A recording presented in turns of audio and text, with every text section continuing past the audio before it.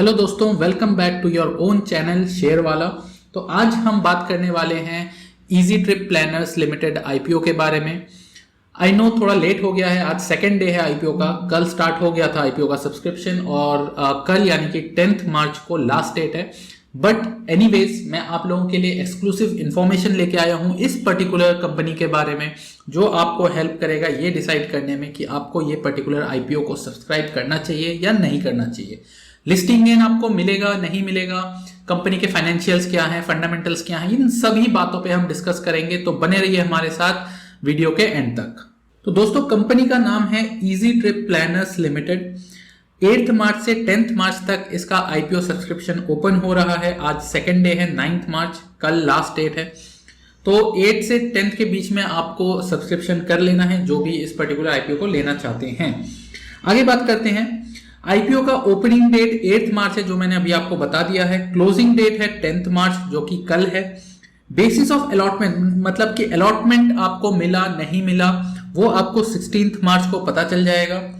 Initiation of refunds आपको 17 मार्च onwards मिलने start हो जाएंगे। अगर मींस कि अगर आपको अलॉट नहीं होता है शेयर्स 16 मार्च को, तो आप लोगों के जो भी पैसे आपने लगाए हैं इस आईपीओ में, वो आपको रिफंड हो जाएगा 17 मार्च ऑनवर्ड्स। क्रेडिट ऑफ शेयर्स 18 मार्च, मतलब 18 मार्च को आपके जो शेयर्स हैं अगर आपको अलॉट होता है तो वो आपको क्रेडिट हो जाएगा आपके डीमैट अकाउंट में। और जैसे कि मैं बोलता हूँ, बेस्ट तरीका है कि आप डीमैट अकाउंट से ही आईपीओ में अप्लाई करें। आईपीओ की लिस्टिंग डेट है 19 मार्च, तो 19 मार्च से आप इस पर्टिकुलर आईपीओ को एनएससी बीएससी में लिस्टेड देख सकते हैं, इस पे ट्रेड कर सकते हैं। तो अगर आपको लिस्टिंग गेन लेके निकलना है तो 19 मार्च वो दिन है जिस दिन आप इसको इस पर्टिकुलर शेयर से, स्टॉक से आप एग्जिट कर सकते हैं और जो भी लिस्टिंग गेन आपको मिलता है वो आप एक्यूमुलेट करके निकल सकते हैं।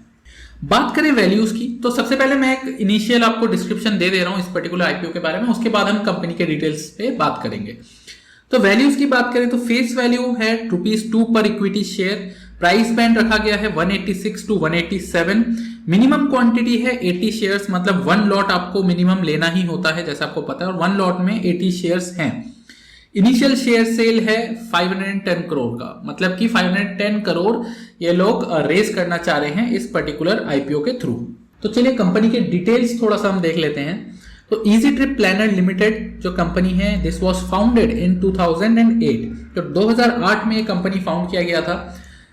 कंपनी इंटरनेट बेस्ड है, मींस कि ये जो भी अपना बिजनेस है वो इंटरनेट के थ्रू करती है। ठीक है, वेब प्लेटफॉर्म है इनका, आईओएस है, आईओएस ऐप है, एंड्रॉयड ऐप है, जिसके थ्रू ये कंपनी अपना सारा बिजनेस करती है। इनका ब्रांड जो है दैट इज easemytrip.com से इनका वेबसाइट भी है। ठीक है, और बहुत फेमस है। काफी लोग इस पर्टिकुलर वेबसाइट को यूज करते हैं, इनके एप्स को यूज करते हैं टिकट्स बुकिंग के लिए, होटल बुकिंग्स के लिए। उसके बारे में बात करेंगे और क्या क्या सर्विसेज ये लोग प्रोवाइड करते हैं।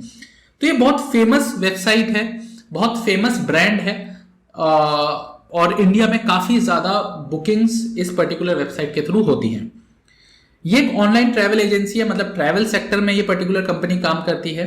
ठीक है, बात करें सर्विसेज ऑफर्ड की, तो फ्लाइट टिकट्स आप बुक कर सकते हैं इनके वेबसाइट से, रेल टिकट्स बुक कर सकते हैं, होटल बुकिंग बुक कर सकते हैं, होटल हॉलिडे पैकेजेस आप ले सकते हैं, बस के टिकट्स बुक कर सकते हैं, कैब बुकिंग्स अवेलेबल है, वीजा सर्विसेज भी ये लोग प्रोवाइड करते हैं।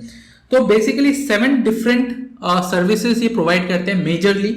बट जो इनका सबसे ज्यादा रेवेन्यू है वो जनरेट होता है फ्लाइट टिकटिंग से। तो डोमेस्टिक, उसमें भी इंटरनेशनल नहीं है, इंटरनेशनल है बट बहुत कम है। डोमेस्टिक में ही ज्यादा इनका पकड़ है, डोमेस्टिक फ्लाइट बुकिंग में ही सबसे ज्यादा रेवेन्यू ये लोग जनरेट करते हैं। तो बात करें कॉम्पिटिटर्स की, तो इस पर्टिकुलर कंपनी के 2 मेजर कॉम्पिटिटर्स हैं। पहला है मेक माई ट्रिप MMT और दूसरा है यात्रा। तो ये दोनों ही बहुत फेमस ब्रांड है अपने आप में। ट्रैवल एजेंसी में जब भी हमको ट्रैवल बुकिंग करनी होती है, कुछ करना होता है, तो कभी ना कभी आप लोगों ने इन दोनों में से कोई एक पर्टिकुलर वेबसाइट यूज जरूर किया होगा। बट इसमें एक ध्यान देने वाली बात यह है कि MMT और यात्रा दोनों ही इंडियन स्टॉक एक्सचेंज में लिस्टेड नहीं है, ये दोनों नैस्डैक में लिस्टेड है।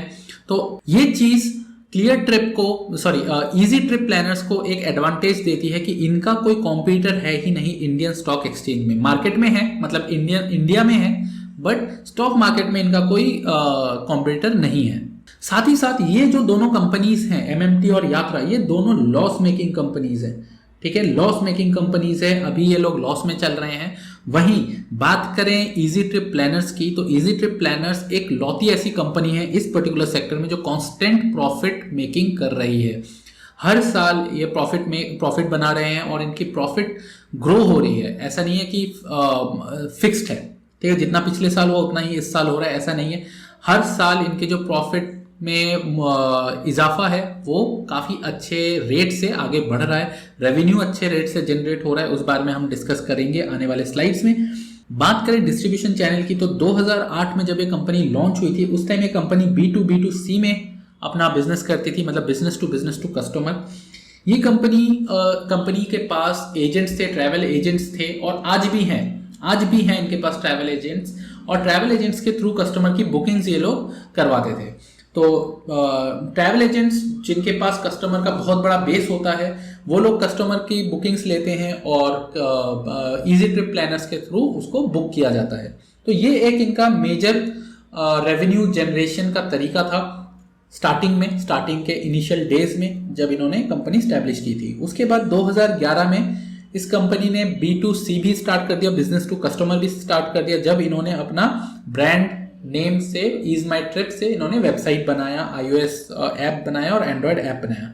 2011 ऑनवर्ड्स कस्टमर्स डायरेक्टली अपने फ्लाइट टिकट्स, अपने hotel package bookings, hotel bookings, ये सारी चीजें डायरेक्टली इनके वेबसाइट पे जाके कर सकती थी या इनके ऐप पे जाके कर सकती थी। 2013 में इन्होंने B2E भी स्टार्ट कर दिया। B2E मतलब बिजनेस टू एंटरप्राइजेस, जिसमें कि कंपनी ने कॉर्पोरेट टाइअप्स किया, बड़े बड़े जो कंपनीज हैं उनके बुकिंग्स इन्होंने लिए, ठीक है, और आज भी ये चीज चलता आ रहा है जो कि इनका एक अच्छा खासा रेवेन्यू बना के देता है। तो आप देख के समझ सकते हैं कि इनका बिजनेस मॉडल कितना रोबस्ट है। ये लोग B2B2C में भी हैं, मतलब एजेंट्स के थ्रू भी बुकिंग्स कराते हैं, डायरेक्टली कस्टमर से भी बुकिंग्स करा रहे हैं, और कॉर्पोरेट टाइअप्स भी इन्होंने किया हुआ है। बात करें पॉजिटिव पॉइंट्स की, तो this company is the second largest company in terms of booking volume. तो इंडिया में जितनी बुकिंग्स होती हैं, ट्रैवल बुकिंग्स होती हैं, फ्लाइट बुकिंग्स होती हैं, उनमें ये कंपनी सेकंड लार्जेस्ट है। फर्स्ट पे एमएमटी है, सेकंड पे इजी ट्रिप प्लानर्स है, या आप बोल लीजिए कि इनका जो ब्रांड नेम है easemytrip.com वो है। Only profitable company in the sector as compare to peers, जैसा कि मैंने आपको बताया कि एक लौती कंपनी है अपने सेक्टर की जो कांस्टेंट प्रॉफिट बना रही है या जो प्रॉफिट मेकिंग है। जो इसके दोनों कॉम्पिटिटर्स हैं, जो मेजर कॉम्पिटिटर्स है यात्रा और एमएमटी, वो लॉस मेकिंग कंपनी है और इस वक्त कंपनी पे अच्छा खासा लॉस चढ़ा हुआ है। Network of 49,494 registered travel agents, इस पर्टिकुलर कंपनी के पास आप देख सकते हैं ऑलमोस्ट 49,500 रजिस्टर्ड ट्रैवल एजेंट्स हैं जो इस कंपनी को बिजनेस लाके देती है। और इसका एक बड़ा फायदा होता है, जब आपके पास ट्रैवल एजेंट्स हैं तो आपकी जो मार्केटिंग कॉस्ट है उसमें काफ़ी कट हो जाता है, उसमें काफ़ी बचत हो जाती है, क्योंकि जो आपके ट्रैवल एजेंट्स हैं वही आपके लिए मार्केटिंग करके देंगे। तो यहाँ पे इनका एक फोर्थ पॉजिटिव पॉइंट आता है, लेस मार्केटिंग एक्सपेंसेस। बात करें कंपनी फाइनेंशियल्स की, तो देखिए फाइनेंशियल्स कंपनी के प्रेजेंट सिनेरियो को सबसे अच्छा दिखाती है, ठीक है। आपको अगर किसी कंपनी के बारे में समझना है तो उनके फाइनेंशियल्स देखिए। तो यहाँ पे देखिए 2018 से 2019 के बीच टोटल एसेट में अच्छा खासा जंप आया है। टोटल रेवेन्यू में भी देखेंगे आप अच्छा खासा जंप आया है, 1135 से 1511 इनका रेवेन्यू में ग्रो हुआ है। जो भी यहाँ पे डेटा है वो मिलियन में है, तो वो चीज आप ध्यान रखना। उसके बाद 2019 से 2020 में भी हमें ग्रोथ नजर आ रहा है रेवेन्यू में। देन 2018 से 2019 में अगर आप प्रॉफिट आफ्टर टैक्स देखेंगे तो 0.30 से 239.93, दैट मींस 80,000% का ग्रोथ आया है प्रॉफिट में। ये एक बहुत बड़ा अमाउंट है, ह्यूज अमाउंट है। तो 2018 में जहां ये लोग 0.3 मिलियन इनका प्रॉफिट आफ्टर टैक्स था, वहीं 2019 में 239.93 मिलियन इनका प्रॉफिट में ग्रोथ हुआ है। उसके बाद 2019 से 2020 में अगर देखेंगे उसमें भी इनको अच्छा खासा ग्रोथ मिला है प्रॉफिट आफ्टर टैक्स में। बात करें परसेंटेज की, परसेंटेज ऑफ प्रॉफिट, तो 2018 से 2019 में 80% का जंप आया है, 80,000% का जंप आया है प्रॉफिट में, और 2019 से 20 में 45% का जंप आया है, जो कि अच्छा है, बहुत अच्छा है, अच्छा ही नहीं बहुत अच्छा है। बात करें 2020 की, तो ये 2020 दिसंबर तक का डेटा है, मतलब मार्च से लेके दिसंबर, दैट मीन्स के 9 मंथ्स का डेटा है ये। तो 9 मंथ्स में आप देखेंगे कि टोटल एसेट में अच्छा खासा आपको ग्रोथ नजर आ रहा है। अभी तो और भी अभी तो और भी 3 महीने बाकी हैं, ठीक है। तो 3 महीने का डेटा हमारे पास नहीं है, तो वो ऐड करेंगे तो और अच्छा खासा जंप हमें यहाँ देखने को मिलेगा।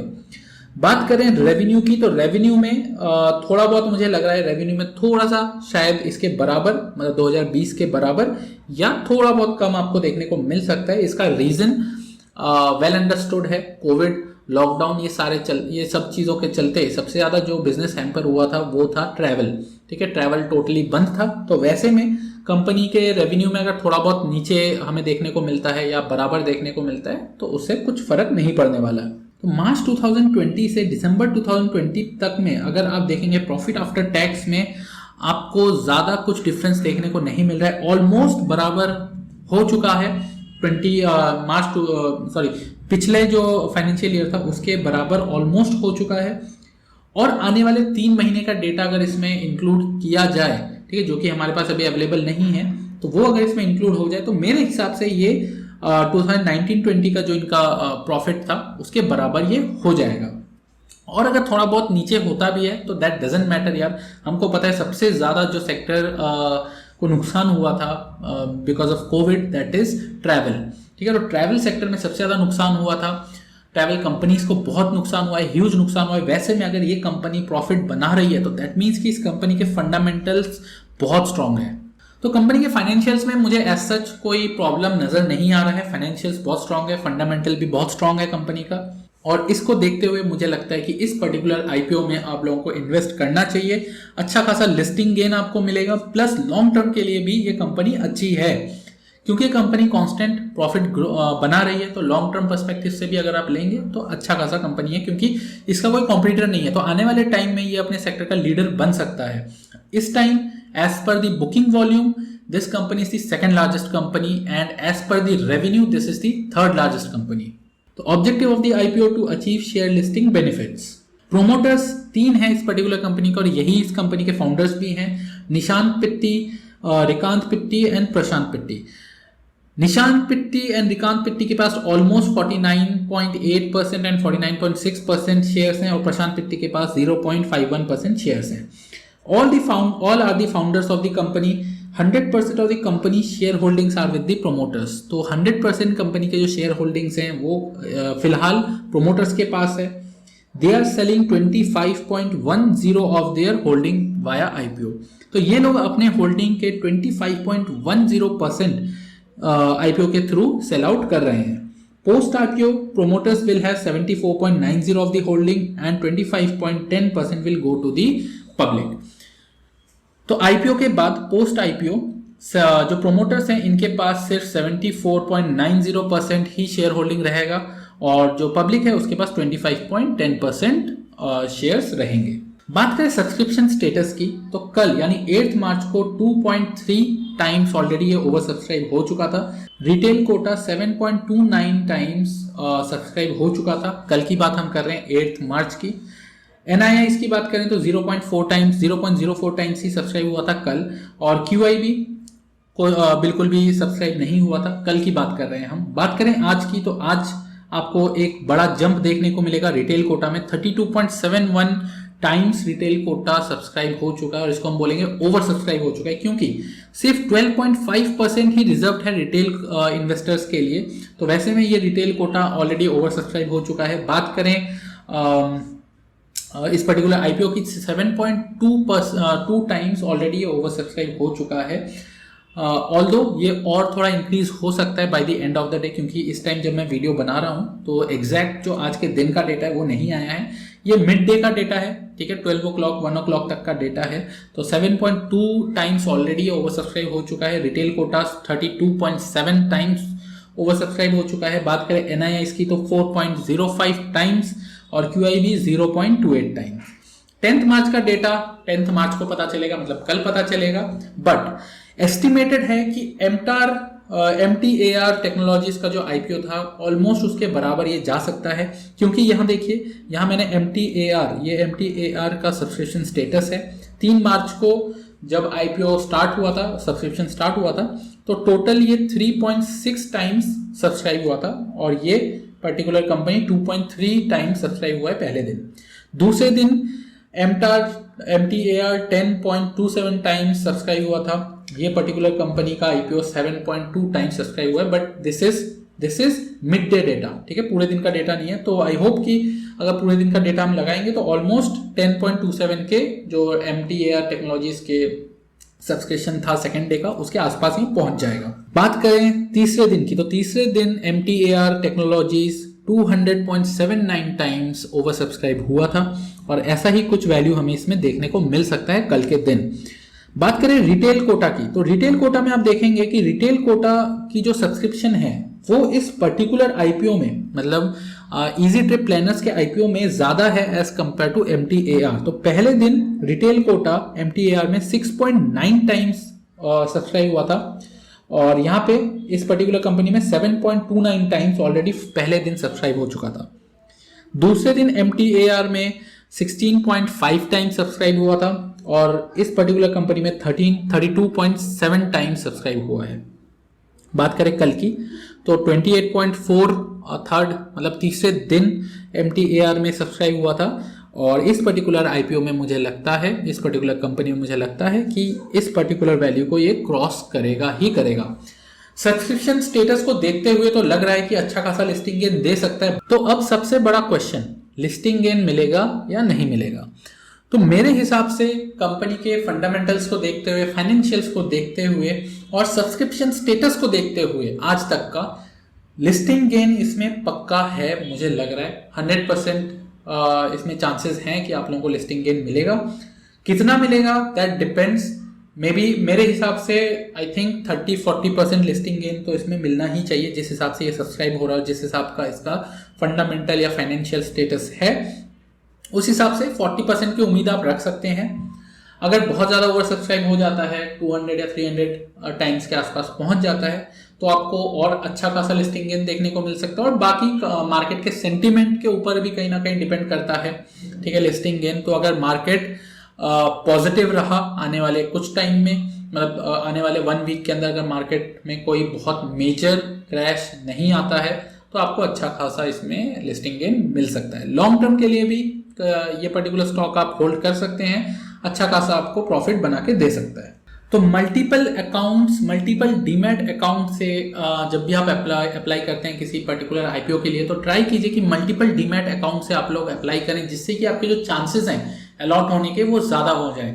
लेकिन इसका मतलब ये नहीं है कि आप एक ही नाम से 10 डीमैट अकाउंट ओपन कर रहे हैं और उससे अप्लाई कर रहे हैं तो आपका कोई भी सारे के सारे एप्लीकेशन आपके कैंसिल हो जाएंगे। आपको क्या करना है, आपको अलग अलग नाम के डीमैट अकाउंट्स बनाने हैं। ये आप कैसे कर सकते हैं, जैसे कि आपके फैमिली में आपके वाइफ हो या सिस्टर हो, ब्रदर हो, ठीक है, उनके नाम पे आप डीमैट अकाउंट्स बना सकते हैं, अपने मदर फादर के नाम पे डीमैट अकाउंट्स बना सकते हैं और अलग अलग डीमैट अकाउंट से आप अप्लाई कर सकते हैं। तो जितने ज़्यादा डीमैट अकाउंट से आप अप्लाई करेंगे उतने ज़्यादा चांसेस होंगे कि ये पर्टिकुलर IPO आपको अलॉट हो जाए। यही नहीं, कोई भी IPO के लिए अगर आप अप्लाई कर रहे हैं तो जितने ज़्यादा अकाउंट से आप अप्लाई करेंगे उतने ज़्यादा चांसेस आपके हो जाते हैं। लेकिन एक चीज़ ध्यान रखना है कि एक आपके अपने नाम से दो, आप मान लीजिए आपके पास 2 डीमैट अकाउंट है आपके अपने नाम से, तो वो दोनों से आपको अप्लाई नहीं करना है, किसी एक से ही अप्लाई करना है। दोनों से अप्लाई करेंगे तो दोनों कैंसिल हो जाएगा, ठीक है। अलग अलग नाम के डीमैट अकाउंट से अप्लाई आप कर सकते हैं।